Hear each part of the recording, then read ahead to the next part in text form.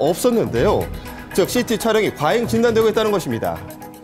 일반인에 대해서는 지금 현재 기준이 없잖아요, 선생님. 그렇죠. 거기 아래가 기준이 없는 거죠. 방사선 종사자에 대한 것만 있어요. 일반인에 대한 방사선 피폭 안전 기준은 전무한 상황 때문에 직접 병원을 돌며 이 방사선 양을 측정하고 있다는 한 일반인을 만나볼 수 있었습니다.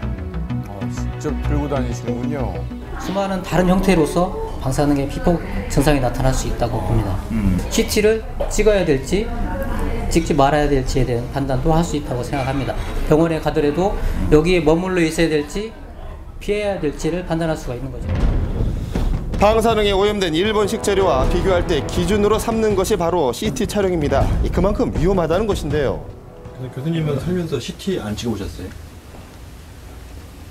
안 찍어봤어요.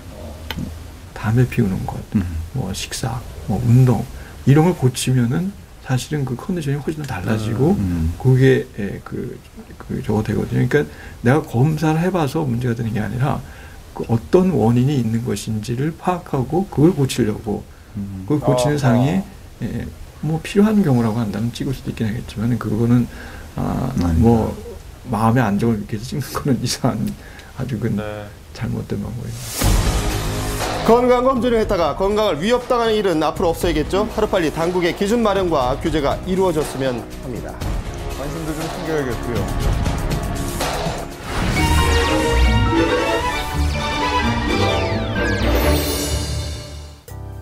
안녕하세요. 한의사 김소영입니다.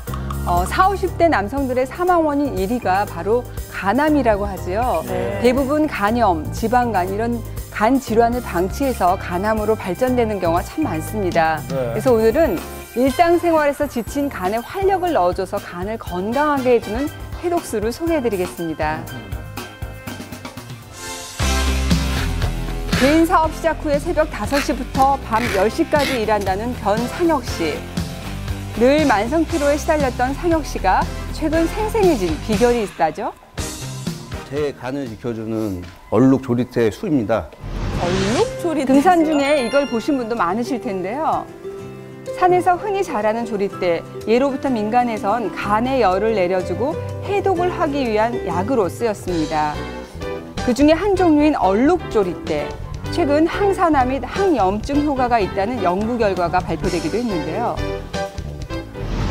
과로와 술에 지쳐있던 변상혁 씨의 간 건강을 지켜준 얼룩 조리대수. 사업을 하다 보니 거래처 사람들과의 술자리가 잦았는데요. 일주일에 많게는 5번? 체질상 간이 안 좋은 것 같아요. 그러니까 해독도 잘 안 되고. 술 마신 다음 날이면 아내와의 실랑이부터 심한 숙취까지. 물만 먹어도 거의 다 나올 정도로 해서 좀 괴롭죠, 몸이. 그래서 아무것도 먹을 수가 없어요. 이런 상혁 씨를 바꿔준 것이 바로 얼룩 조리대수. 물 2리터당 말린 잎 20g을 넣고 한번 끓여낸 후에 약한 불로 40분간 끓여내면 끝. 이제 아내도 술 마신 다음 날엔 북엇국이 아니라 이 해독수를 끓인다는데요. 그래요. 색깔 너무 좋아. 이야. 비타민 K, 아미노산이 풍부해서 혈액을 깨끗하게 하고 또 스트레스를 해소하고 신경을 안정시키는 데도 좋다고 하죠. 술을 가능한 한 줄이고 일하면서 쌓인 스트레스를 이렇게 풀기 시작한 상혁 씨. 덕분에 얼룩 조리대수를 온 가족이 같이 즐기게 되었다는데요. 간이 튼튼해지니까 가족도 행복해져서 너무 좋은 것 같아요. 더운 가을볕, 힘든 농사일에도 지친 기세가 없는 오늘의 주인공. 과거 간염으로 죽을 고비를 겪었다고 합니다. 사람이 두 눈 뜨고는 못 볼 정도였어요. 머리에서부터 발끝까지 온몸이 다 노래서. 바로 급성 간염으로 인한 황달 때문이었는데요. 당시 그의 간 수치는 정상 수치의 400배인 1536. 이렇게 갑자기 간 건강이 악화된 데는 원인이 있다죠. 금액으로 따지면 자산이 한 70억이 좀 넘었습니다. 그때가 IMF 때니까 갑자기 1차, 2차, 3차 최종 부도까지 나고. 당시 과로와 스트레스로 죽음 직전까지 갔던 재민 씨. 그 후에 간을 위해서 꾸준히 마시는 것이 있다는데요. 죽음으로부터 건져내준 엉겅퀴수입니다. 사업 실패로 인한 심각한 스트레스 속에서 재민 씨의 간을 보호해준 해독수.